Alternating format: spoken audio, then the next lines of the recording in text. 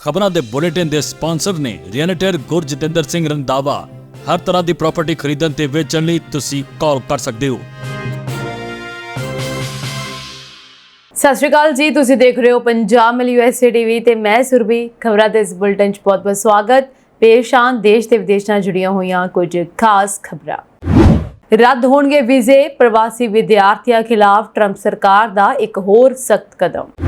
Trump ਸਰਕਾਰ ਨੂੰ ਲੱਗਾ ਵੱਡਾ ਝਟਕਾ, ਅਮਰੀਕੀ ਕੋਰਟ ਨੇ ਲਾਈ ਲਿਬਰੇਸ਼ਨ ਡੇ ਟੈਰਿਫ ਤੇ ਰੋਕ। ਐਲੋਨ ਮਸਕ ਨੇ ਛੱਡਿਆ ਅਮਰੀਕੀ ਰਾਸ਼ਟਰਪਤੀ ਡੋਨਾਲਡ ਟਰੰਪ ਦਾ ਸਾਥ, ਲਿਖਿਆ ਮੇਰਾ ਸਮਾਂ ਮੁੱਕ ਗਿਆ। ਰੋਜ਼ਾਨਾ 3000 ਲੋਕਾਂ ਨੂੰ ਗ੍ਰਿਫਤਾਰ ਕਰੋ, ਟਰੰਪ ਨੇ ਅਧਿਕਾਰੀਆਂ ਨੂੰ ਦਿੱਤਾ ਅਜੀਬ ਹੁਕਮ। ਹੁਣ ਵਿਦੇਸ਼ੀ ਨਹੀਂ ਕਰ ਸਕਣਗੇ ਅਮਰੀਕੀ ਸੋਸ਼ਲ ਮੀਡੀਆ ਨੂੰ ਕੰਟਰੋਲ, ਵੀਜ਼ਾ ਹੋਵੇਗਾ ਰੱਦ। ਅਮਰੀਕਾ ਕੈਨੇਡਾ ਸਰਹੱਦ ਤੇ ਭਾਰਤੀ ਪਰਿਵਾਰ ਦੀ ਮੌਤ ਦਾ ਮਾਮਲਾ, ਦੋਸ਼ੀ ਡਰਟੀ ਹੈਰੀ ਨੂੰ 10 ਸਾਲ ਦੀ ਸਜ਼ਾ। ਹੁਣ ਇਹਨਾਂ ਖਬਰਾਂ ਦਾ ਵਿਸਥਾਰ, ਇਸ ਦੇ ਨਾਲ ਹੀ ਦੇਸ਼ ਵਿਦੇਸ਼ ਨਾਲ ਜੁੜੀਆਂ ਹੋਈਆਂ तमाम ਖਬਰਾਂ।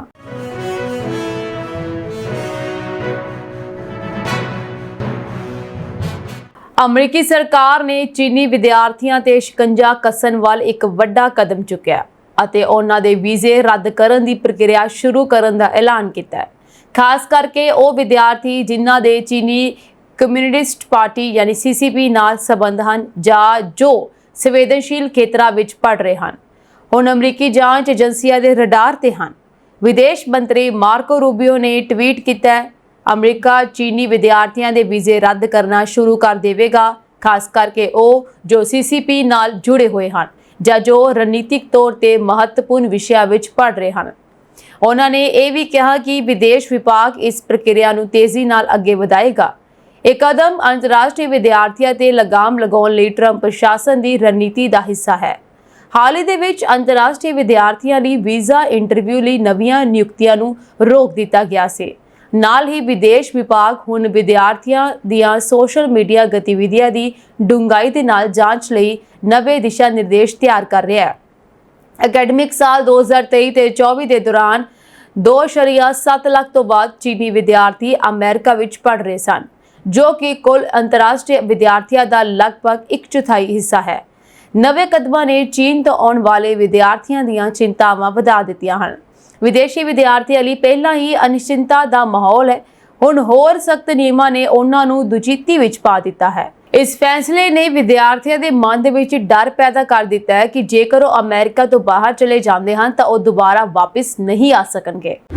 ਅਮਰੀਕਾ ਦੀ ਇੱਕ ਵਪਾਰ ਅਦਾਲਤ ਨੇ ਅਮਰੀਕੀ ਰਾਸ਼ਟਰਪਤੀ ਡੋਨਾਲਡ ਟਰੰਪ ਦੁਆਰਾ ਲਗਾਏ ਗਏ ਟੈਰਿਫ ਨੂੰ ਅਯੋਗ ਕਰਾਰ ਦਿੱਤਾ ਅਤੇ ਇਸ ਤੇ ਪਾਬੰਦੀ ਲਗਾ ਦਿੱਤੀ ਹੈ। ਇਹ ਫੈਸਲਾ 3 ਜੱਜਾਂ ਦੀ ਇੱਕ ਵਿਸ਼ੇਸ਼ ਬੈਂਚ ਨੇ ਦਿੱਤਾ, ਜਿਸ ਵਿੱਚ ਸਪਸ਼ਟ ਤੌਰ ਤੇ ਕਿਹਾ ਗਿਆ ਸੀ ਕਿ ਟਰੰਪ ਨੇ ਆਪਣੇ ਸੰਵਿਧਾਨਕ ਅਧਿਕਾਰਾਂ ਤੇ ਕਬਜ਼ਾ ਕਰਕੇ ਇਸ ਨੀਤੀ ਨੂੰ ਲਾਗੂ ਕੀਤਾ ਸੀ।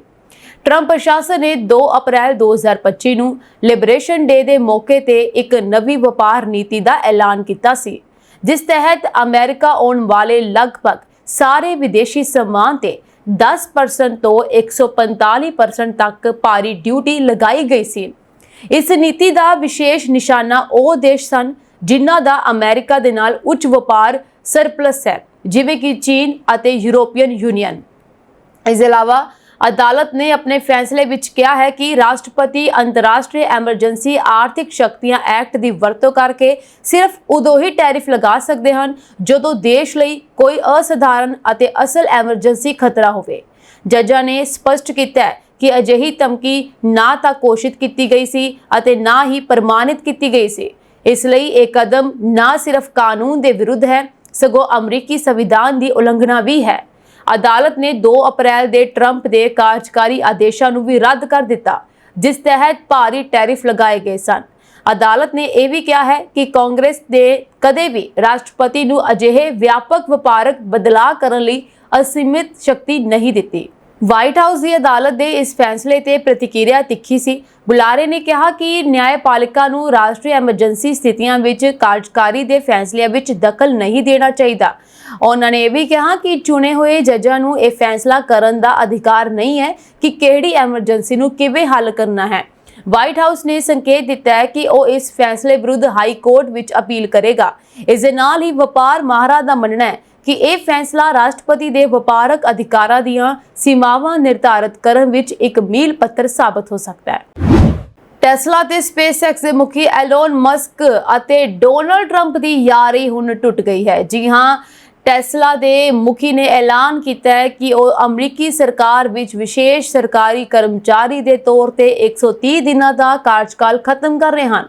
ਉਹਨਾਂ ਨੇ ਸੋਸ਼ਲ ਮੀਡੀਆ ਪਲੇਟਫਾਰਮ ਐਕਸ ਤੇ ਲਿਖਿਆ ਕਿ ਉਹ ਰਾਸ਼ਟਰਪਤੀ ਡੋਨਾਲਡ ਟਰੰਪ ਦਾ ਸਰਕਾਰੀ ਖਰਚ ਘਟਾਉਣ ਦੇ ਮੌਕੇ ਲਈ ਧੰਨਵਾਦ ਕਰਨਾ ਚਾਹੁੰਦੇ ਹਨ। ਡੋਜ਼ ਮਿਸ਼ਨ ਸਮੇਂ ਦੇ ਨਾਲ ਹੋਰ ਮਜ਼ਬੂਤ ਹੁੰਦਾ ਜਾਵੇਗਾ। ਡਿਪਾਰਟਮੈਂਟ ਆਫ ਗਵਰਨਮੈਂਟ ਐਫੀਸ਼ੀਐਂਸੀ ਯਾਨੀ ਕਿ ਡੋਜ਼ ਇੱਕ ਪ੍ਰਸ਼ਾਸਕੀ ਨਵੀਨਤਾ ਸੀ ਜਿਸ ਵਿੱਚ ਮਸਕ ਨੂੰ ਸਰਕਾਰੀ ਖਰਚਿਆਂ ਵਿੱਚ ਕਟੌਤੀ ਅਤੇ ਦਖਲਵਾਦ ਨੂੰ ਵਧਾਉਣ ਦੀ ਜ਼ਿੰਮੇਵਾਰੀ ਦਿੱਤੀ ਗਈ ਸੀ। ਇਸ ਮੁਹਿੰਮ ਦੇ ਜ਼ਰੀਏ ਜ਼ਰੂਰੀ ਨਾ ਹੋਣ ਵਾਲੇ ਸਰਕਾਰੀ ਖਰਚੇ ਦੀ ਪਹਿਚਾਣ ਕੀਤੀ ਗਈ। ਵਿਦੇਸ਼ੀ ਸਹਾਇਤਾ ਅਤੇ ਸਰਵਜਨਿਕ ਪ੍ਰਸਾਰਣ ਉੱਤੇ ਖਰਚ ਘਟਾਉਣ ਦੇ ਸੁਝਾਅ ਦਿੱਤੇ ਗਏ। NPR, PBS ਅਤੇ ਵਿਦੇਸ਼ੀ ਸਹਾਇਤਾ ਪ੍ਰੋਗਰਾਮਾਂ ਵਿੱਚ 9.4 ਬਿਲੀਅਨ ਡਾਲਰ ਦੀ ਕਟੌਤੀ ਦਾ ਪ੍ਰਸਤਾਵ ਰੱਖਿਆ ਗਿਆ। ਇਹ ਕਦਮ ਸਰਕਾਰੀ ਸੁਧਾਰ ਅਤੇ ਜ਼ਰੂਰਤ ਤੋਂ ਵੱਧ ਖਰਚੇ ਖਤਮ ਕਰਨ ਵੱਲ ਇੱਕ ਮਹੱਤਵਪੂਰਨ ਕਦਮ ਸੀ। ਐਲੋਨ ਮਸਕ ਦਾ ਹਟਣਾ ਉਸ ਸਮੇਂ ਹੋਇਆ ਜਦੋਂ ਉਹਨਾਂ ਨੇ ਟਰੰਪ ਦੇ ਬਿਗ ਐਂਡ ਬਿਊਟੀਫੁਲ ਬਿੱਲ ਦੀ ਆਲੋਚਨਾ ਕੀਤੀ ਹੈ। ਜਾਣਕਾਰੀ ਲਈ ਦੱਸਣਾ ਲਾਜ਼ਮੀ ਹੈ ਕਿ ਬਿਗ ਬਿਊਟੀਫੁਲ ਬਿੱਲ ਵਿੱਚ ਬਹੁਤ ਵੱਡੀ ਟੈਕਸ ਛੂਟਾਂ, ਰੱਖਿਆ ਖਰਚ ਵਿੱਚ ਵਾਧਾ ਅਤੇ ਆਵਰਜਨ ਨਿਯੰਤਰਣ ਨਾਲ ਜੁੜੇ ਖਰਚ ਸ਼ਾਮਲ ਹਨ। ਮਸਕ ਨੇ ਕਿਹਾ ਕਿ ਇਹ ਬਿੱਲ ਡੋਜ਼ ਦੇ ਕੰਮ ਨੂੰ ਕਮਜ਼ੋਰ ਕਰਦਾ ਹੈ ਅਤੇ ਇਸ ਨਾਲ ਘਾਟਾ ਵੱਧ ਸਕਦਾ ਹੈ। ਇਸ ਬਾਰੇ ਟਰੰਪ ਨੇ ਓਵਲ ਆਫਿਸ ਵਿੱਚ ਕਿਹਾ ਸੀ ਕਿ ਉਹ ਇਸ ਦੇ ਕੁਝ ਹਿੱਸਿਆਂ ਨਾਲ ਖੁਸ਼ ਨਹੀਂ ਹਨ, ਪਰ ਦੇਖਾਂਗੇ ਅੱਗੇ ਕੀ ਹੁੰਦਾ ਹੈ। ਮਸਕ ਦੇ ਬਿਆਨ ਨੂੰ ਕੁਝ ਰਿਪਬਲਿਕਨ ਨੇਤਾਵਾਂ ਨੇ ਵੀ ਸਮਰਥਨ ਦਿੱਤਾ। ਸੈਨੇਟਰ ਰੌਨ ਜੌਨਸਨ ਨੇ ਕਿਹਾ ਕਿ ਉਹ ਐਲੋਨ ਦੇ ਨਿਰਾਸ਼ ਹੋਣ ਦੇ ਨਾਲ ਸਹਾਨੁਭੂਤੀ ਰੱਖਦੇ ਹਨ। ਹਾਲਾਂਕਿ ਰਾਸ਼ਟਰਪਤੀ ਦੇ ਦਬਾਅ ਪਾਉਣਾ ਕਿਸੇ ਵੀ ਤਰੀਕੇ ਨਾਲ ਪ੍ਰਭਾਵਸ਼ਾਲੀ ਨਹੀਂ ਹੁੰਦਾ। ਹਾਊਸ ਸਪੀਕਰ ਮਾਈਕ ਜੌਨਸਨ ਨੇ ਕਿਹਾ ਕਿ ਉਹ ਚਾਹੁੰਦੇ ਹਨ ਕਿ ਸੈਨੇਟ ਵਿੱਚ ਬਿੱਲ ਵਿੱਚ ਘੱਟੋ-ਘੱਟ ਤਬਦੀਲੀਆਂ ਹੋਣ ਤਾਂ ਜੋ ਸੰਤੁਲਨ ਬਣਾਇਆ ਜਾ ਸਕੇ, ਪਰ ਜੇ ਸੈਨੇਟ ਵਿੱਚ ਬਿੱਲ ਵਿੱਚ ਤਬਦੀਲੀ ਹੁੰਦੀ ਹੈ ਤਾਂ ਇਸ ਨੂੰ ਫਿਰ VOTING ਲਈ ਹਾਊਸ ਆਫ ਰਿਪਰੈਜ਼ੈਂਟੇਟਿਵ ਵਿੱਚ ਲਿਆਂਦਾ ਜਾਵੇਗਾ। ਸਰਕਾਰੀ ਅਹੁਦੇ ਤੋਂ ਹਟਦਿਆਂ ਐਲੋਨ ਮਸਕ ਨੇ ਕਿਹਾ ਕਿ ਹੁਣ ਉਹ ਪੂਰੀ ਤਰ੍ਹਾਂ ਟੈਸਲਾ ਅਤੇ ਸਪੇਸਐਕਸ ਨੂੰ ਸਮਰਪਿਤ ਹਨ। ਉਹ ਆਪਣੇ ਰਾਜਨੀਤਿਕ ਖਰਚੇ ਵੀ ਘਟਾਉਣਗੇ ਕਿਉਂਕਿ ਉਹ ਮੰਨਦੇ ਹਨ ਕਿ ਉਹਨੇ ਆਪਣਾ ਯੋਗਦਾਨ ਦੇ ਦਿੱਤਾ ਹੈ। ਇਹ ਬਿਆਨ ਸਪਸ਼ਟ ਕਰਦਾ ਹੈ ਕਿ ਉਹ ਰਾਜਨੀਤੀ ਤੋਂ ਪਿੱਛੇ ਹਟ ਕੇ ਆਪਣੀਆਂ ਕੰਪਨੀਆਂ ਤੇ ਧਿਆਨ ਦੇਣਗੇ। ਅਮਰੀਕੀ ਰਾਸ਼ਟਰਪਤੀ ਡੋਨਾਲਡ ਟਰੰਪ ਨੇ ਅਹੁਦੇ ਦੀ ਸਹੁੰ ਚੁੱਕਣ ਤੋਂ ਬਾਅਦ ਦੇਸ਼ ਵਿੱਚ ਮੌਜੂਦ ਸਾਰੇ ਗੈਰ ਕਾਨੂੰਨੀ ਪ੍ਰਵਾਸੀਆਂ ਨੂੰ ਗ੍ਰਿਫਤਾਰ ਕਰਨ ਅਤੇ ਦੇਸ਼ ਨਿਕਾਲਾ ਦੇਣ ਦਾ ਹੁਕਮ ਦਿੱਤਾ। ਇਸ ਤੋਂ ਬਾਅਦ ਵੱਡੀ ਗਿਣਤੀ ਵਿੱਚ ਉਹਨਾਂ ਲੋਕਾਂ ਵਿਰੁੱਧ ਕਾਰਵਾਈ ਸ਼ੁਰੂ ਕੀਤੀ ਗਈ ਜੋ ਬਿਨਾਂ ਦਸਤਾਵੇਜ਼ਾਂ ਦੇ ਗੈਰ ਕਾਨੂੰਨੀ ਤੌਰ ਤੇ ਅਮਰੀਕੀ ਸਰਹੱਦ ਪਾਰ ਕਰ ਰਹੇ ਸਨ। ਉਹਨਾਂ ਵਿੱਚੋਂ ਬਹੁਤਿਆਂ ਨੂੰ ਉਹਨਾਂ ਦੇ ਦੇਸ਼ਾਂ ਵਿੱਚ ਭੇਜ ਦਿੱਤਾ ਗਿਆ। ਹੁਣ ਇਹ ਦਾਅਵਾ ਕੀਤਾ ਜਾ ਰਿਹਾ ਹੈ ਕਿ ਹਾਲ ਹੀ ਦੇ ਵਿੱਚ ਹੋਈ ਇੱਕ ਮੀਟਿੰਗ 'ਚ ਇਮੀਗ੍ਰੇਸ਼ਨ ਅਤੇ ਕਸਟਮ ਇਨਫੋਰਸਮੈਂਟ ਅਧਿਕਾਰੀਆਂ ਨੂੰ ਹਰ ਰੋਜ਼ 3000 ਗੈਰ ਕਾਨੂੰਨੀ ਪ੍ਰਵਾਸੀਆਂ ਨੂੰ ਗ੍ਰਿਫਤਾਰ ਕਰਨ ਦੇ ਨਿਰਦੇਸ਼ ਦਿੱਤੇ ਗਏ ਹਨ। ਅਮਰੀਕੀ ਨਿਊਜ਼ ਵੈਬਸਾਈਟ ਐਕਸੀਓਸ ਨੇ ਇੱਕ ਰਿਪੋਰਟ ਵਿੱਚ ਦਾਅਵਾ ਕੀਤਾ ਕਿ ਟਰੰਪ ਦੇ ਕਰੀਬੀ ਸਹਿਯੋਗੀ ਸਟੀਫਨ ਮਿਲਰ ਅਤੇ ਹੋਮਲੈਂਡ ਸਿਕਿਉਰਿਟੀ ਸੈਕਟਰੀ ਕ੍ਰਿਸਟੀ ਨੋਮ ਨੇ ਮੀਟਿੰਗ ਵਿੱਚ ਗ੍ਰਿਫਤਾਰੀਆਂ ਦੀ ਗਿਣਤੀ ਵਧਾ ਕੇ 3000 ਪ੍ਰਤੀ ਦਿਨ ਕਰਨ ਲਈ ਕਿਹਾ ਹੈ। ਇਹ ਗਿਣਤੀ ਅਧਿਕਾਰੀਆਂ ਨੂੰ ਦਿੱਤੇ ਗਏ ਪਿਛਲੇ ਟੀਚੇ ਨਾਲੋਂ ਲਗਭਗ 3 ਗੁਣਾ ਹੈ। ਮਿਲਰ ਵਾਈਟ ਹਾਊਸ ਦੇ ਡਿਪਟੀ ਚੀਫ ਆਫ ਸਟਾਫ ਹਨ। ਵੈਬਸਾਈਟ ਦੇ ਅਨੁਸਾਰ ਮਿਲਰ ਨੇ ਫੀਲਡ ਆਫਿਸ ਡਾਇਰੈਕਟਰ ਅਤੇ ਸਪੈਸ਼ਲ ਏਜੰਟ ਇੰਚਾਰਜ ਨੂੰ ਦੇਸ਼ ਨਿਕਾਲੇ ਦੀ ਗਿਣਤੀ ਵਧਾਉਣ ਲਈ ਕਿਹਾ ਹੈ। ਇਹ ਵੀ ਕਿਹਾ ਗਿਆ ਹੈ ਕਿ ਮੀਟਿੰਗ ਤੋਂ ਬਾਅਦ ਅਧਿਕਾਰੀ ਡਰਦੇ ਹਨ ਕਿ ਜੇਕਰ ਉਹ ਟੀਚਾ ਪ੍ਰਾਪਤ ਨਹੀਂ ਕਰਦੇ ਤਾਂ ਉਹਨਾਂ ਦੀਆਂ ਨੌਕਰੀਆਂ ਚਲੀਆਂ ਜਾ ਸਕਦੀਆਂ ਹਨ। ਇਹ ਆંકੜੇ ਦੇ ਅਨੁਸਾਰ ਅਮਰੀਕੀ ਸਰਹੱਦ ਵਿੱਚ ਗੈਰ ਕਾਨੂੰਨੀ ਢੰਗ ਨਾਲ ਦਾਖਲ ਹੋਣ ਵਾਲੇ ਲੋਕਾਂ ਦੀ ਗਿਣਤੀ ਵਿੱਚ ਕਾਫੀ ਗਿਰਾਵਟ ਆਈ ਹੈ। ਵਾਈਟ ਹਾਊਸ ਦੀ ਬੁਲਾਰਨ ਨੇ ਇਸ ਬਾਰੇ ਕਿਹਾ ਕਿ ਪ੍ਰਸ਼ਾਸਨ ਟਰੰਪ ਦੇ ਵਾਅਦੇ ਅਨੁਸਾਰ ਗੈਰ ਕਾਨੂੰਨੀ ਪ੍ਰਵਾਸੀਆਂ ਨੂੰ ਦੇਸ਼ ਨਿਕਾਲਾ ਦੇਣ ਲਈ ਗੰਭੀਰ ਹੈ। ਅਮਰੀਕਾ ਉਹਨਾਂ ਲੋਕਾਂ ਲਈ ਇੱਕ ਨਵਾਂ ਵੀਜ਼ਾ ਪਾਬੰਦੀ ਨਿਯਮ ਪੇਸ਼ ਕਰ ਰਿਹਾ ਹੈ ਜੋ ਅਮਰੀਕੀ ਤਕਨੀਕੀ ਫਰਮਾਂ ਦੀ ਮਲਕੀਅਤ ਵਾਲੇ ਸੋਸ਼ਲ ਮੀਡੀਆ ਪਲੇਟਫਾਰਮਸ ਤੇ ਟਿੱਪਣੀਆਂ ਪੋਸਟ ਕਰਨ ਵਾਲੇ ਅਮਰੀਕੀਆਂ ਨੂੰ ਸੈਂਸਰ ਕਰਦੇ ਹਨ। ਇਹ ਐਲਾਨ ਅਮਰੀਕੀ ਵਿਦੇਸ਼ ਮੰਤਰੀ ਮਾਰਕੋ ਰੂਬੀਓ ਨੇ ਕੀਤਾ ਸੀ, ਜਿਸ ਵਿੱਚ ਕੁਝ ਮੁੱਖ ਗੱਲਾਂ ਉਹਨਾਂ ਵੱਲੋਂ ਰੱਖੀਆਂ ਗਈਆਂ, ਜਿਵੇਂ ਕਿ ਅਮਰੀਕਾ ਨੇ ਇੱਕ ਨਵਾਂ ਵੀਜ਼ਾ ਨਿਯਮ ਲਾਗੂ ਕੀਤਾ ਹੈ ਜੋ ਉਹਨਾਂ ਵਿਦੇਸ਼ੀ ਨਾਗਰਿਕਾਂ ਤੇ ਪਾਬੰਦੀ ਲਗਾਏਗਾ ਜੋ ਅਮਰੀਕੀ ਨਾਗਰਿਕਾਂ ਦੀਆਂ ਸੋਸ਼ਲ ਮੀਡੀਆ ਪੋਸਟਾਂ ਨੂੰ ਸੈਂਸਰ ਯਾਨੀ ਕਿ ਰੋਕਣ ਦੀ ਕੋਸ਼ਿਸ਼ ਕਰਦੇ ਹਨ। ਇਹ ਫੈਸਲਾ ਅਮਰੀਕੀ ਵਿਦੇਸ਼ ਮੰਤਰੀ ਮਾਰਕੋ ਰੂਬੀਓ ਨੇ ਲਿਆ ਹੈ। ਇਹ ਨਿਯਮ ਵਿਸ਼ੇਸ਼ ਤੌਰ ਤੇ ਉਹਨਾਂ ਵਿਦੇਸ਼ੀ ਅਧਿਕਾਰੀਆਂ ਤੇ ਲਾਗੂ ਹੋਵੇਗਾ ਜੋ ਅਮਰੀਕੀ ਤਕਨੀਕੀ ਕੰਪਨੀਆਂ ਤੇ ਸਮੱਗਰੀ ਨੂੰ ਹਟਾਉਣ ਦਾ ਦਬਾਅ ਪਾਉਂਦੇ ਹਨ। ਇਸ ਤੋਂ ਇਲਾਵਾ ਉਹਨਾਂ ਨੇ ਇਹ ਵੀ ਕਿਹਾ ਕਿ ਇਹ ਪੂਰੀ ਤਰ੍ਹਾਂ ਦੇ ਨਾਲ ਅਸਵੀਕਾਰਨਯੋਗ ਹੈ ਕਿ ਕੋਈ ਵਿਦੇਸ਼ੀ ਅਧਿਕਾਰੀ ਅਮਰੀਕਾ ਵਿੱਚ ਮੌਜੂਦ ਕਿਸੇ ਨਾਗਰਿਕ ਨੂੰ ਉਹਨਾਂ ਦੀਆਂ ਸੋਸ਼ਲ ਮੀਡੀਆ ਪੋਸਟਾਂ ਲਈ ਗ੍ਰਿਫਤਾਰ ਕਰਨ ਜਾਂ ਸਜ਼ਾ ਦੇਣ ਦੀ ਧਮਕੀ ਦਿੰਦਾ ਹੈ। ਉਹਨਾਂ ਨੇ ਅੱਗੇ ਕਿਹਾ ਕਿ ਉਹਨਾਂ ਵਿਦੇਸ਼ੀ ਅਧਿਕਾਰੀਆਂ ਤੇ ਵੀਜ਼ਾ ਪਾਬੰਦੀਆਂ ਲਗਾਈਆਂ ਜਾਣਗੀਆਂ ਜੋ ਅਮਰੀਕੀ ਤਕਨੀਕੀ ਕੰਪਨੀਆਂ ਜਿਵੇਂ ਕਿ ਫੇਸਬੁੱਕ, YouTube, ਟਵਿੱਟਰ ਆਦਿ ਤੇ ਸਮੱਗਰੀ ਹਟਾਉਣ ਲਈ ਦਬਾਅ ਪਾਉਂਦੇ ਹਨ। ਇਸ ਤੋਂ ਇਲਾਵਾ ਤੁਹਾਨੂੰ ਦੱਸਵਾਂ ਕਿ ਇਸ ਵਿੱਚ ਹੋਰ ਕੌਣ ਪ੍ਰਭਾਵਿਤ ਹੋਏਗਾ। ਅਜੇ ਤੱਕ ਕਿਸੇ ਦੇਸ਼ ਦਾ ਅਧਿਕਾਰੀ ਦਾ ਨਾਂ ਤਾਂ ਨਹੀਂ ਲਿਆ ਗਿਆ, ਪਰ ਰੂਬੀਓ ਦਾ ਕਹਿਣਾ ਹੈ ਕਿ ਬਹੁਤ ਸਾਰੇ ਵਿਦੇਸ਼ੀ ਅਧਿਕਾਰੀ ਅਮਰੀਕੀ ਸੋਸ਼ਲ ਮੀਡੀਆ ਕੰਪਨੀਆਂ ਅਤੇ ਨਾਗਰਿਕਾਂ ਦੇ ਵਿਰੁੱਧ ਆਪਣੇ ਦੇਸ਼ ਦੇ ਕਾਨੂੰਨਾਂ ਤਹਿਤ ਕਾਰਵਾਈ ਕਰ ਰਹੇ ਹਨ, ਜਦਕਿ ਉਹਨਾਂ ਨੂੰ ਅਜਿਹਾ ਕਰਨ ਦਾ ਕੋਈ ਅਧਿਕਾਰ ਨਹੀਂ ਹੈ। ਅਮਰੀਕਾ ਦਾ ਮੰਨਣਾ ਹੈ ਕਿ ਜੇਕਰ ਕੋਈ ਵਿਅਕਤੀ ਅਮਰੀਕੀ ਧਰਤੀ ਤੋਂ ਸੋਸ਼ਲ ਮੀਡੀਆ ਤੇ ਕੁਝ ਪੋਸਟ ਕਰਦਾ ਹੈ ਤਾਂ ਕਿਸੇ ਹੋਰ ਦੇਸ਼ ਨੂੰ ਉਸ ਪੋਸਟ ਨੂੰ ਹਟਾਉਣ ਦਾ ਆਦੇਸ਼ ਦੇਣ ਦਾ ਅਧਿਕਾਰ ਨਹੀਂ ਹੈ। ਇਸ ਕਰਕੇ ਇਹ ਫੈਸਲਾ ਜਿਹੜਾ ਲਿਆ ਗਿਆ ਪਿਛਲੇ ਕੁਝ ਸਾਲਾਂ ਵਿੱਚ ਯੂਰਪ, ਏਸ਼ੀਆ ਅਤੇ ਦੱਖਣੀ ਅਮਰੀਕਾ ਦੇ ਬਹੁਤ ਸਾਰੇ ਦੇਸ਼ਾਂ ਨੇ ਅਮਰੀਕੀ ਸੋਸ਼ਲ ਮੀਡੀਆ ਕੰਪਨੀਆਂ ਵਿਰੁੱਧ ਕਾਰਵਾਈ ਕੀਤੀ ਹੈ। ਉਦਾਹਰਨ ਵਜੋਂ ਯੂਰੋਪੀਅਨ ਯੂਨੀਅਨ ਨੇ ਸਮੱਗਰੀ ਸੰਚਾਲਨ ਸੰਬੰਧੀ ਸਖਤ ਕਾਨੂੰਨ ਬਣਾਏ ਹਨ ਅਤੇ ਅਮਰੀਕੀ ਕੰਪਨੀਆਂ ਤੇ ਜੁਰਮਾਨੇ ਵੀ ਲਗਾਏ ਹਨ। ਬਹੁਤ ਸਾਰੇ ਦੇਸ਼ਾਂ ਨੇ ਅਮਰੀਕੀ ਕੰਪਨੀਆਂ ਨੂੰ ਆਪਣੀਆਂ ਸਰਕਾਰਾਂ ਜਾਂ ਨੇਤਾਵਾਂ ਦੀ ਆਲੋਚਨਾ ਕਰਨ ਵਾਲੀਆਂ ਪੋਸਟਾਂ ਨੂੰ ਹਟਾਉਣ ਦੇ ਲਈ ਕਾਨੂੰਨੀ ਨੋਟਿਸ ਵੀ ਭੇਜੇ ਹਨ। ਜੇ ਹੁਣ ਮੈਂ ਅਮਰੀਕੀ ਸੋਸ਼ਲ ਮੀਡੀਆ ਕੰਪਨੀ ਕਹਾਂ ਤੇ ਤੁਹਾਨੂੰ ਦੱਸਵਾਂ, ਇਹਨਾਂ ਵਿੱਚ ਅਮਰੀਕੀ ਸੋਸ਼ਲ ਮੀਡੀਆ ਕੰਪਨੀ ਚ ਐਕਸ ਯਾਨੀ ਕਿ ਜੋ ਪਹਿਲਾ ਟਵਿੱਟਰ ਸੀਗਾ ਉਹ ਆਉਂਦਾ ਹੈ ਜੋ ਕਿ ਐਲੋਨ ਮਸਕ ਦੀ ਮਲਕੀਅਤ ਹੈ। ਇਸ ਤੋਂ ਬਾਅਦ ਫੇਸਬੁੱਕ ਅਤੇ ਇੰਸਟਾਗ੍ਰਾਮ ਮੈਟਾ ਕੰਪਨੀ ਜੋ ਕਿ ਜ਼ੁਕਰਬਰਗ ਦੀ ਮਲਕੀਅਤ ਹੈ। ਇਸ ਤੋਂ ਬਾਅਦ YouTube ਜੋ ਕਿ ਗੂਗਲ ਦੀ ਮਲਕੀਅਤ ਹੈ। ਦੈਨ ਟਰੂਥ ਸੋਸ਼ਲ ਜੋ ਡੋਨਾਲਡ ਟਰੰਪ ਦੀ ਕੰਪਨੀ ਹੈ। ਬਲੂ ਸਕਾਈ ਜੈਕ ਡੋਰਸੀ ਟਵਿੱਟਰ ਦੇ ਸਾਬਕਾ ਮਾਲਕ ਦੁਆਰਾ ਸ਼ੁਰੂ ਕੀਤਾ ਗਿਆ ਸੀਗਾ। ਇਹਨਾਂ ਸਾਰਿਆਂ ਨੂੰ ਅਮਰੀਕੀ ਕੰਪਨੀਆਂ ਕਿਹਾ ਜਾਂਦਾ ਹੈ। 2022 ਵਿੱਚ ਅਮਰੀਕਾ ਕੈਨੇਡਾ ਸਰਹੱਦ ਤੇ ਇੱਕ ਭਾਰਤੀ ਪਰਿਵਾਰ ਦੇ ਠੰਡ ਨਾਲ ਮਰਨ ਦੀ ਦੁਖਦਾਈ ਘਟਨਾ ਵਿੱਚ ਅਦਾਲਤ ਨੇ ਮੁੱਖ ਦੋਸ਼ੀ ਹਰਸ਼ ਕੁਮਾਰ ਰਮਨਲਾਲ ਪਟੇਲ ਉਰਫ ਡਰਟੀ ਹੈਰੀ ਨੂੰ 10 ਸਾਲ ਦੀ ਕੈਦ ਦੀ ਸਜ਼ਾ ਸੁਣਾਈ ਹੈ। ਇਹ ਮਾਮਲਾ ਮਨੁੱਖੀ ਤਸਕਰੀ ਨਾਲ ਸੰਬੰਧਿਤ ਹੈ, ਜਿਸ ਵਿੱਚ ਭਾਰਤ ਦੇ ਗੁਜਰਾਤ ਰਾਜ ਦੇ ਡਿੰਗੂਚਾ ਪਿੰਡ ਦੇ ਜਗਦੀਸ਼ ਪਟੇਲ, ਉਸ ਦੀ ਪਤਨੀ ਵਿਸ਼ੈਲੀ ਬੈਨ, 11 ਸਾਲ ਦੀ ਧੀ ਵਿਹਾਂਗੀ ਅਤੇ 3 ਸਾਲ ਦੇ ਪੁੱਤਰ ਧਰਮਿਕ ਦੀ ਮੌਤ ਹੋ ਗਈ ਸੀ। ਪਰਿਵਾਰ 36 ਡਿਗਰੀ ਸੈਲਸੀਅਸ ਦੀ ਘਾਤਕ ਠੰਡ ਵਿੱਚ ਅਮਰੀਕਾ ਕੈਨੇਡਾ ਸਰਹੱਦ ਪਾਰ ਕਰਨ ਦੀ ਕੋਸ਼ਿਸ਼ ਕਰ ਰਿਹਾ ਸੀ ਅਤੇ ਸਿਰਫ 33 ਫੁੱਟ ਦੂਰ ਹੀ ਉਹਨਾਂ ਦੀ ਮੌਤ ਹੋ ਗਈ। ਅਮਰੀਕੀ ਅਦਾਲਤ ਅਨੁਸਾਰ ਇਸ ਖਤਰਨਾਕ ਤਸਕਰੀ ਕਾਰਵਾਈ ਦਾ ਮਾਸਟਰਮਾਈਂਡ ਹਰਸ਼ ਕੁਮਾਰ ਪਟੇਲ ਸੀ, ਜੋ ਕਿ ਭਾਰਤ ਦਾ ਨਾਗਰਿਕ ਸੀ ਅਤੇ ਡਿੰਗੂਚਾ ਪਿੰਡ ਦਾ ਰਹਿਣ ਵਾਲਾ ਸੀ। ਉਸ ਨੂੰ ਡਰਟੀ ਹੈਰੀ ਵਜੋਂ ਜਾਣਿਆ ਜਾਂਦਾ ਸੀ। ਇਸ ਮਾਮਲੇ ਵਿੱਚ ਇੱਕ ਹੋਰ ਦੋਸ਼ੀ ਫਲੋਰੀਡਾ ਯਾਨੀ ਕਿ ਅਮਰੀਕਾ ਦਾ ਰਹਿਣ ਵਾਲਾ ਸਟੀਵ ਵੀ ਸੀ। ਉਸ ਨੂੰ 6.5 ਸਾਲ ਦੀ ਸਜ਼ਾ ਸੁਣਾਈ ਗਈ ਹੈ, ਯਾਨੀ ਕਿ 6 ਸਾਲ 5 ਮਹੀਨੇ ਦੀ ਸਜ਼ਾ ਸੁਣਾਈ ਗਈ ਹੈ। ਉਸ ਤੇ ਲੋਕਾਂ ਨੂੰ ਸਰਹੱਦ ਪਾਰ ਲੈ ਜਾਣ ਦਾ ਦੋਸ਼ ਹੈ। ਸਰਕਾਰੀ ਵਕੀਲਾਂ ਨੇ ਉਸ ਲਈ 11 ਸਾਲ ਦੀ ਸਜ਼ਾ ਦੀ ਮੰਗ ਕੀਤੀ ਸੀ, ਪਰ ਅਦਾਲਤ ਨੇ ਉਸ ਦੀ ਸੀਮਿਤ ਭੂਮਿਕਾ ਨੂੰ ਦੇਖਦੇ ਹੋਏ ਘੱਟ ਸਜ਼ਾ ਦਿੱਤੀ। ਜੱਜ ਨੇ ਕਿਹਾ ਕਿ ਇਹ ਅਪਰਾਧ ਅਸਧਾਰਨ ਹੈ ਕਿਉਂਕਿ ਇਸ ਦੇ ਨਤੀਜੇ ਵਜੋਂ 2 ਛੋਟੇ ਬੱਚਿਆਂ ਸਮੇਤ 4 ਲੋਕਾਂ ਦੀ ਅਣਕਿਆਸੀ ਮੌਤ ਹੋਈ ਅਤੇ ਇਨ੍ਹਾਂ ਮੌਤਾਂ ਨੂੰ ਟਾਲਿਆ ਜਾ ਸਕਦਾ ਸੀ। ਅਦਾਲਤੀ ਦਸਤਾਵੇਜ਼ਾਂ ਅਨੁਸਾਰ ਪਟੇਲ ਅਤੇ ਸ਼ੈਂਡ ਇੱਕ ਅਜਿਹੇ ਨੈਟਵਰਕ ਦਾ ਹਿੱਸਾ ਹਨ ਜਿਹੜੇ ਭਾਰਤ ਤੋਂ ਲੋਕਾਂ ਨੂੰ ਵਿਦਿਆਰਥੀ ਵੀਜ਼ਿਆਂ ਤੇ ਕੈਨੇਡਾ ਲਿਆਉਂਦੇ ਸੀ ਅਤੇ ਫਿਰ ਗੁਪਤ ਤਰੀਕੇ ਨਾਲ ਉਹਨਾਂ ਨੂੰ ਅਮਰੀਕਾ ਭੇਜਦੇ ਸੀ। ਬਹੁਤ ਸਾਰੇ ਲੋਕ ਇਸ ਨੈਟਵਰਕ ਰਾਹੀਂ ਸਰਹੱਦ ਪਾਰ ਕਰ ਗਏ ਸਨ। ਹਰਸ਼ ਕੁਮਾਰ ਪਟੇਲ ਨੇ ਅਦਾਲਤ ਵਿੱਚ ਬੇਕਸੂਰ ਹੋਣ ਦੀ ਬੇਨਤੀ ਕੀਤੀ ਅਤੇ ਕਿਹਾ ਕਿ ਉਹ ਸਿਰਫ ਇੱਕ ਛੋਟਾ ਆਦਮੀ ਸੀ ਅਤੇ ਪੂਰੇ ਆਪਰੇਸ਼ਨ ਦਾ ਆਗੂ ਨਹੀਂ ਸੀ। ਉਸ ਦੇ ਵਕੀਲ ਨੇ ਸਿਰਫ 18 ਮਹੀਨੇ ਦੀ ਸਜ਼ਾ ਦੀ ਮੰਗ ਕੀਤੀ ਜੋ ਉਹ ਪਹਿਲਾਂ ਹੀ ਭੁਗਤ ਚੁੱਕਾ ਹੈ, ਪਰ ਅਦਾਲਤ ਨੇ ਇਸ ਮੰਗ ਨੂੰ ਰੱਦ ਕਰ ਦਿੱਤਾ। ਸਰਕਾਰੀ ਵਕੀਲ ਮਾਈਕਲ ਨੇ ਅਦਾਲਤ ਵਿੱਚ ਕਿਹਾ ਕਿ ਪਟੇਲ ਨੇ ਅੱਜ ਤੱਕ ਕੋਈ ਪਛਤਾਵਾ ਨਹੀਂ ਦਿਖਾਇਆ। ਉਹ ਅਜੇ ਵੀ ਇਹ ਸਵੀਕਾਰ ਕਰਨ ਲਈ ਤਿਆਰ ਨਹੀਂ ਹੈ ਕਿ ਉਹ ਡਰਟੀ ਹੈਰੀ ਹੈ, ਹਾਲਾਂਕਿ ਇਹ ਕਾਫੀ ਸਬੂਤਾਂ ਅਤੇ ਉਸ ਦੇ ਸਾਥੀ ਦੀ ਗਵਾਹੀ ਦੁਆਰਾ ਸਾਬਤ ਹੋ ਚੁੱਕਿਆ ਹੈ। ਮ੍ਰਿਤਕ ਪਰਿਵਾਰ ਅਤੇ ਉਸ ਦੋਸ਼ੀ ਦੋਵੇਂ ਗੁਜਰਾਤ ਦੇ ਡਿੰਗੂਚਾ ਪਿੰਡ ਦੇ ਰਹਿਣ ਵਾਲੇ ਸਨ, ਪਰ ਦੋਵਾਂ ਵਿਚਕਾਰ ਕੋਈ ਪਰਿਵਾਰਕ ਸੰਬੰਧ ਨਹੀਂ ਹੈ। ਇਹ ਪਿੰਡ ਪਹਿਲਾਂ ਵੀ ਵਿਦੇਸ਼ ਜਾਣ ਦੀ ਕੋਸ਼ਿਸ਼ ਕਰਨ ਵਾਲੇ ਲੋਕਾਂ ਦੇ ਮਾਮਲਿਆਂ ਲਈ ਖਬਰਾਂ ਵਿੱਚ ਰਿਹਾ ਹੈ। ਅਮਰੀਕੀ ਪ੍ਰਸ਼ਾਸਨ ਦਾ ਕਹਿਣਾ ਹੈ ਕਿ ਉਹ ਦੇਸ਼ ਆਉਣ ਵਾਲੇ ਸਾਰੇ ਲੋਕਾਂ, ਜਿਨ੍ਹਾਂ ਵਿੱਚ ਵਿਦਿਆਰਥੀ ਵੀ ਸ਼ਾਮਲ ਹਨ, ਉਹਨਾਂ ਦੀ ਜਾਂਚ ਕਰਨ ਲਈ ਹਰ ਸੰਭਵ ਤਰੀਕਾ ਅਪਣਾ ਰਹੇ ਹਨ।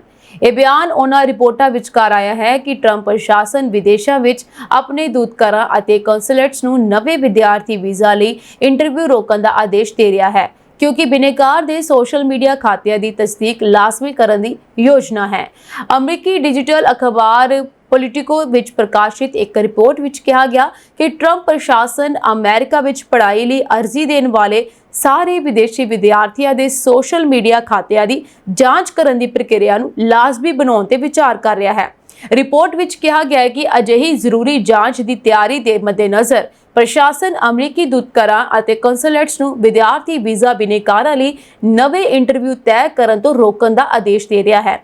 ਵਿਦੇਸ਼ ਵਿਭਾਗ ਦੇ ਬੁਲਾਰੇ ਨੇ ਇੱਕ ਬਰੀਫਿੰਗ ਵਿੱਚ ਟਰੰਪ ਪ੍ਰਸ਼ਾਸਨ ਦੇ ਇਸ ਸੰਭਾਵਿਤ ਫੈਸਲੇ ਬਾਰੇ ਪੁੱਛਿਆ। ਉਹਨਾਂ ਨੇ ਕਿਹਾ ਕਿ ਜੇਕਰ ਤੁਸੀਂ ਇਸ ਬਾਰੇ ਚਰਚਾ ਕਰ ਰਹੇ ਹੋ ਤਾਂ ਇਹ ਇੱਕ ਅਜਿਹਾ ਮੁੱਦਾ ਹੈ ਜਿਸ ਤੇ ਅਜੇ ਤੱਕ ਖੁੱਲ੍ਹ ਕੇ ਚਰਚਾ ਨਹੀਂ ਕੀਤੀ ਗਈ। ਜੇਕਰ ਇਹ ਸੱਚਮੁੱਚ ਅਜਿਹਾ ਹੈ ਤਾਂ ਇਹ ਇੱਕ ਲੀਕ ਹੋਈ ਖਬਰ ਹੈ। ਉਹਨਾਂ ਨੇ ਕਿਹਾ ਕਿ ਉਹ ਸਾਰਿਆਂ ਨੂੰ ਦੱਸ ਦਿਆਂ ਕਿ ਸਾਡੇ ਦੇਸ਼ ਵਿੱਚ ਦਾਖਲ ਹੋਣ ਲਈ ਵੀਜ਼ਾ ਅਪਲਾਈ ਕਰਨ ਵਾਲਿਆਂ ਦੀ ਜਾਂਚ ਕਰਨ ਲਈ ਹਰ ਸੰਭਵ ਤਰੀਕਾ ਅਪਣਾਇਆ ਜਾ ਰਿਹਾ ਹੈ।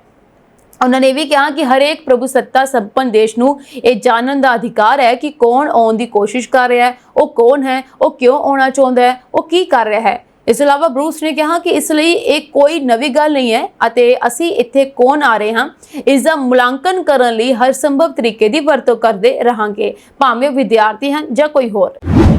ਅਮਰੀਕੀ ਰਾਜ ਟੈਨੈਂਸੀ ਵਿੱਚ ਇੱਕ ਬੱਸ ਅਤੇ ਇੱਕ ਹੋਰ ਯਾਤਰੀ ਵਾਹਨ ਵਿਚਕਾਰ ਟੱਕਰ ਹੋ ਗਈ। ਇਸ ਟੱਕਰ ਵਿੱਚ 2 ਲੋਕਾਂ ਦੀ ਮੌਤ ਹੋ ਗਈ ਅਤੇ ਕਈ ਹੋਰ ਜ਼ਖਮੀ ਹੋ ਗਏ।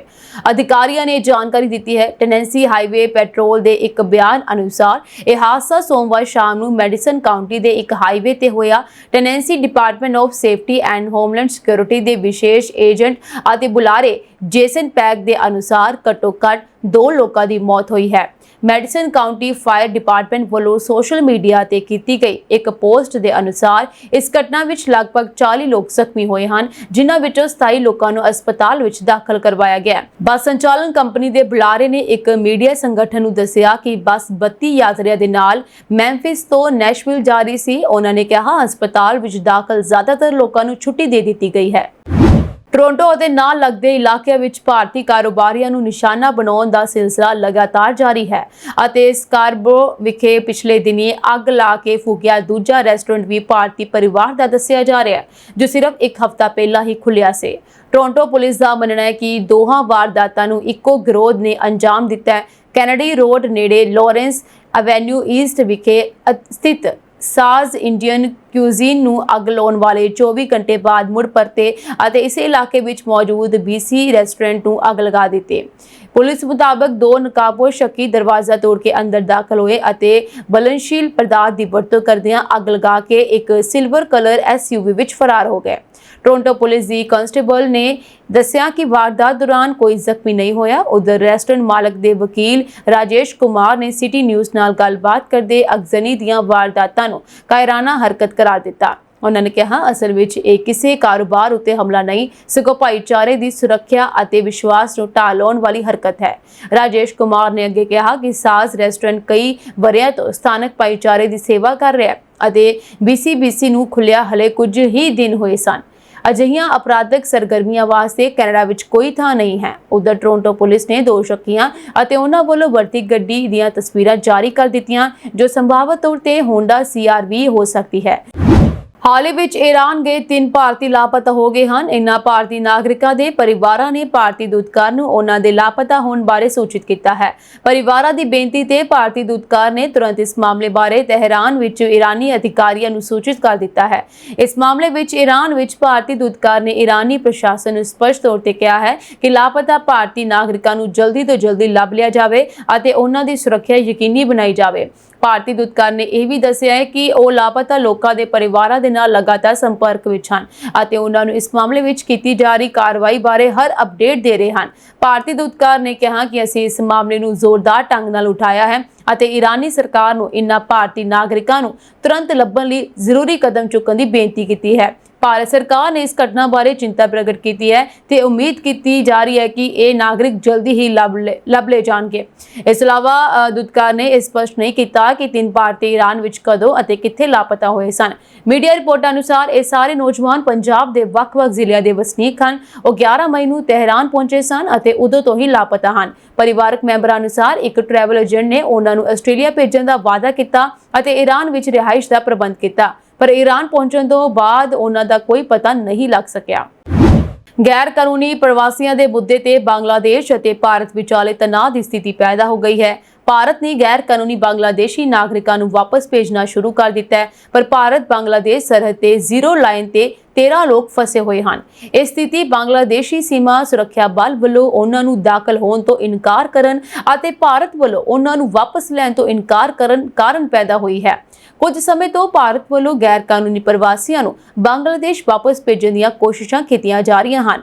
ਦੂਜੇ ਪਾਸੇ ਬੰਗਲਾਦੇਸ਼ ਭਾਰਤ ਦੇ ਇਸ ਕਦਮ ਦਾ ਵਿਰੋਧ ਕਰ ਰਿਹਾ ਹੈ। ਬੰਗਲਾਦੇਸ਼ੀ ਨੇਤਾ ਅਤੇ ਅਧਿਕਾਰੀ ਇਸ ਨੂੰ ਆਪਣੀ ਪ੍ਰਭੂਸੱਤਾ ਤੇ ਹਮਲਾ ਅਤੇ ਦੇਸ਼ ਦੀ ਸੁਰੱਖਿਆ ਲਈ ਖਤਰਾ ਦੱਸ ਰਹੇ ਹਨ। ਅਜਿਹੀ ਸਥਿਤੀ ਵਿੱਚ ਸਰਹੱਦ ਤੇ ਤਣਾਅ ਦੀ ਸਥਿਤੀ ਪੈਦਾ ਹੋ ਚੁੱਕੀ ਹੈ। ਇੰਡੀਆ ਟੁਡੇ ਦੀ ਇੱਕ ਰਿਪੋਰਟ ਅਨੁਸਾਰ ਭਾਰਤ ਨੇ ਮੰਗਲਵਾਰ ਨੂੰ 67 ਗੈਰ ਕਾਨੂੰਨੀ ਬੰਗਲਾਦੇਸ਼ੀਆਂ ਨੂੰ ਵਾਪਸ ਭੇਜ ਦਿੱਤਾ ਸੀ, ਪਰ ਬੁੱਧਵਾਰ ਨੂੰ ਭੇਜੇ ਗਏ 13 ਲੋਕਾਂ ਨੂੰ ਬੰਗਲਾਦੇਸ਼ੀ ਸੀਮਾ ਸੁਰੱਖਿਆ ਬਲ ਨੇ ਆਪਣੀ ਸਰਹੱਦ ਤੇ ਦਾਖਲ ਹੋਣ ਤੋਂ ਇਨਕਾਰ ਕਰ ਦਿੱਤਾ। ਭਾਰਤ ਨੇ ਵੀ ਉਹਨਾਂ ਨੂੰ ਵਾਪਸ ਆਉਣ ਦੀ ਇਜਾਜ਼ਤ ਨਹੀਂ ਦਿੱਤੀ। ਇਸ ਕਾਰਨ ਇਹ ਲੋਕ ਦੋਵਾਂ ਦੇਸ਼ਾਂ ਵਿਚਕਾਰ ਜ਼ੀਰੋ ਲਾਈਨ ਤੇ ਫਸ ਚੁੱਕੇ ਹਨ। ਇਹ 13 ਲੋਕ ਲਾਲ ਮੁਨੇਰੀ ਕਾਰਡ ਵਿੱਚ ਫਸੇ ਹੋਏ ਹਨ। ਇਹਨਾਂ ਵਿੱਚ ਔਰਤਾਂ ਤੇ ਬੱਚੇ ਵੀ ਸ਼ਾਮਲ ਹਨ। ਉਹਨਾਂ ਬਾਰੇ ਜ਼ਿਆਦਾ ਜਾਣਕਾਰੀ ਪ੍ਰਾਪਤ ਨਹੀਂ ਹੋ ਸਕੀ ਹੈ। ਬੰਗਲਾਦੇਸ਼ ਨੇ ਭਾਰਤ ਵੱਲੋਂ ਭੇਜੇ ਜਾ ਰਹੇ ਲੋਕਾਂ ਤੇ ਸਖਤ ਪ੍ਰਤੀਕਿਰਿਆ ਦਿੱਤੀ ਹੈ ਅਤੇ ਇਸ ਨੂੰ ਅੰਤਰਰਾਸ਼ਟਰੀ ਕਾਨੂੰਨਾਂ ਦੀ ਉਲੰਘਣਾ ਦੱਸਿਆ ਹੈ। ਬੰਗਲਾਦੇਸ਼ ਫੌਜ ਦੇ ਇੱਕ ਉੱਚ ਅਧਿਕਾਰੀ ਨੇ 26 ਮਈ ਨੂੰ ਇੱਕ ਬਿਆਨ ਵਿੱਚ ਕਿਹਾ ਕਿ ਭਾਰਤ ਵੱਲੋਂ ਇਸ ਤਰੀਕੇ ਨਾਲ ਲੋਕਾਂ ਨੂੰ ਸਾਡੀ ਸਰਹੱਦ ਤੇ ਭੇਜਣਾ ਅਸਵੀਕਾਰਨਯੋਗ ਹੈ। ਜੇਕਰ ਲੋੜ ਪਈ ਤਾਂ ਫੌਜ ਦਖਲ ਦੇਣ ਲਈ ਤਿਆਰ ਹੈ। ਬੰਗਲਾਦੇਸ਼ੀ ਮੀਡੀਆ ਨੇ ਕਿਹਾ ਕਿ 7 ਮਈ ਤੋਂ ਭਾਰਤ ਨੇ 800 ਤੋਂ ਵੱਧ ਲੋਕਾਂ ਨੂੰ ਭੇਜਿਆ ਹੈ। ਇਨ੍ਹਾਂ ਵਿੱਚ ਭਾਰਤੀ ਨਾਗਰਿਕ ਅਤੇ ਰੋਹਿੰਗਿਆ ਸ਼ਾਮਲ ਹਨ। ਭਾਰਤ ਦਾ ਕਹਿਣਾ ਹੈ ਕਿ ਇਸ ਸਾਲ ਅਪ੍ਰੈਲ ਤੱਕ ਲਗਭਗ 100 ਗੈਰ ਕਾਨੂੰਨੀ ਪ੍ਰਵਾਸੀਆਂ ਨੂੰ ਬਾਰਡਰ ਗਾਰਡ ਬੰਗਲਾਦੇਸ਼ ਦੇ ਹਵਾਲੇ ਕਰ ਦਿੱਤਾ ਗਿਆ। ਸਾਲ 2016 ਵਿੱਚ ਭਾਰਤ ਸਰਕਾਰ ਨੇ ਸੰਸਦ ਨੂੰ ਸੂਚਿਤ ਕੀਤਾ ਸੀ ਕਿ ਲਗਭਗ 2 ਕਰੋੜ ਗੈਰ ਕਾਨੂੰਨੀ ਬੰਗਲਾਦੇਸ਼ੀ ਭਾਰਤ ਵਿੱਚ ਰਹਿ ਰਹੇ ਹਨ।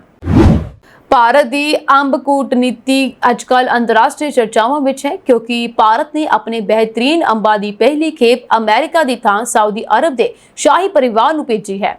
ਉਹੀ ਅਮਰੀਕਾ ਜੋ ਹਰ ਸਾਲ ਭਾਰਤ ਤੋਂ VIP ਅੰਬ ਲੈਣ ਦਾ ਆਦੀ ਰਿਹਾ ਹੈ, ਇਸ ਵਾਰ ਖਾਲੀ ਹੱਥ ਰਹਿ ਗਿਆ। ਸਵਾਲ ਇਹ ਉੱਠ ਰਿਹਾ ਹੈ ਕਿ ਕੀ ਇਹ ਸਿਰਫ ਇੱਕ ਸੰਜੋਗ ਹੈ ਜਾਂ ਇਸ ਦੇ ਪਿੱਛੇ ਕੋਈ ਰਾਜਨੀਤਿਕ ਸੰਦੇਸ਼ ਲੁਕਿਆ ਹੋਇਆ ਹੈ। ਸੂਤਰਾਂ ਦੇ ਮੁਤਾਬਕ ਭਾਰਤ ਸਰਕਾਰ ਵੱਲੋਂ ਇਸ ਵਾਰ ਦਸ਼ਹਿਰੀ, ਲੰਗੜਾ, ਕੇਸਰ ਅਤੇ ਅਲਫਾਂਸੋ ਵਰਗੀਆਂ ਸ਼ਾਨਦਾਰ ਕਿਸਮਾਂ ਦੇ ਅੰਬਾਂ ਦੀ ਪਹਿਲੀ ਖੇਪ ਸਾਊਦੀ ਅਰਬ ਦੇ ਕਰਾਊਨ ਪ੍ਰਿੰਸ ਮੁਹੰਮਦ ਬਿਨ ਸਲਮਾਨ ਨੂੰ ਭੇਜੀ ਗਈ ਹੈ। ਇਹ ਉਹੀ ਅੰਬ ਹਨ ਜੋ ਆਮ ਤੌਰ ਤੇ ਵਾਈਟ ਹਾਊਸ ਨੂੰ ਵੀ ਭੇਜੇ ਜਾਂਦੇ ਸਨ। ਭਾਰਤ ਦੀ ਆਮ ਕੂਟਨੀਤੀ ਦੇ ਤਹਿਤ ਹਰੇਕ ਸਾਲ ਅਮਰੀਕਾ ਨੂੰ ਇੱਕ ਪ੍ਰਤੀਕਾਤਮਕ VIP ਟੋਕਰੀ ਭੇਜੀ ਜਾਂਦੀ ਸੀ, ਜਿਸ ਦੀ ਸ਼ੁਰੂਆਤ 2007 ਵਿੱਚ ਡਾਕਟਰ ਮਨਮੋਹਨ ਸਿੰਘ ਦੇ ਦੌਰਾਨ ਹੋਈ ਸੀ। ਪਰ ਇਸ ਵਾਰ ਅਮਰੀਕਾ ਨੂੰ ਨਾ ਤਾਂ ਕੋਈ ਟੋਕਰੀ ਭੇਜੀ ਗਈ ਅਤੇ ਨਾ ਹੀ ਕੋਈ ਅੰਬ।